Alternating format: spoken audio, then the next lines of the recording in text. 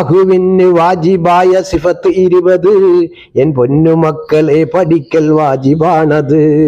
അല്ലാഹുവിന് വാജിബായ സിഫത്ത് 20 എൻ പൊന്നുമക്കളെ പഠിക്കൽ വാജിബാണത്. 1 വുജൂദാണ് ഖിദം പിന്നെ ബഖാ, 3 മുള്ള റബ്ബിനെന്നും ചെയ്യ് സനാ, 4 അൽ മുഖാലഫത്തുൻ ലിൽ ഹവാദിസി പിന്നെ വാജിബാണ് ഖിയാമും ബിനഫ്സി.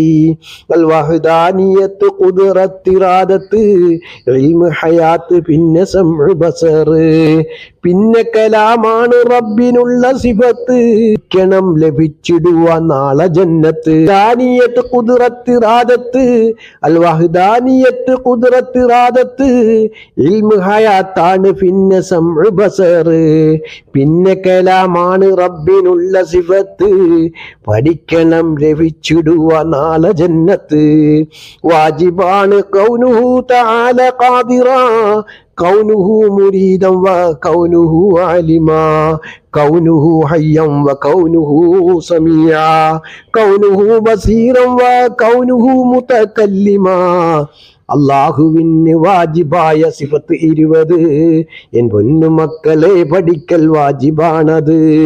1 വുജൂദാണ് ഖിദം പിന്നെ ബഖാ, 3 മുള്ള റബ്ബിനെന്നും ചെയ്യ് സനാ. വാജിബായ സിഫത്ത് ഒന്ന് പരിചയപ്പെടാം. 1 വുജൂദ്, അർത്ഥം എന്താണ്? ഉണ്ടായിരിക്കുക. അള്ളാഹു ഉണ്ടായിരിക്കുക എന്ന് പറയുന്നതിന് വിശദീകരിച്ച് പറഞ്ഞു കൊടുക്കേണ്ട വിഷയങ്ങളാണ് ഓരോ. നമ്മൾ ഈ അർത്ഥം തൽക്കാലം ഒന്ന് പറഞ്ഞു പോകുന്നേ ഉള്ളൂ. ഇത് ഓരോ ഉസ്താദന്മാരും ഇന്ന് വിശദീകരണങ്ങൾ നൽകും. അത് നമ്മുടെ ഈമാൻ ഉറപ്പിക്കാനുള്ള സിഫത്തുകളാണിത്. മൊത്തം അള്ളാഹുവിന് എത്ര സിഫത്തുകളുണ്ട്? 41 സിഫത്തുണ്ട് മൊത്തത്തിൽ.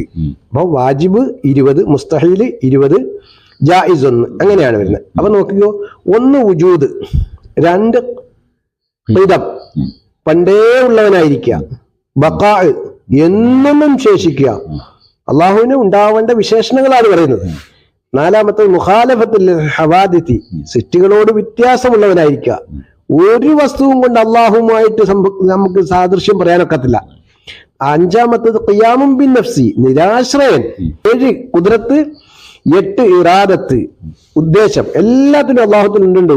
ഒരു ലക്ഷ്യത്തിലാണ് ഇതെല്ലാം, ഈ ലോകം മുഴുവനും എന്ന് പറഞ്ഞാൽ എല്ലാ കാര്യങ്ങളും അള്ളാഹുവിന്റെ ഒരു ഉദ്ദേശത്തിലൂടെയാണ് മുന്നോട്ട് പോകുന്നത്. ഒരു ലക്ഷ്യമില്ലാതെ പോവുകയല്ല.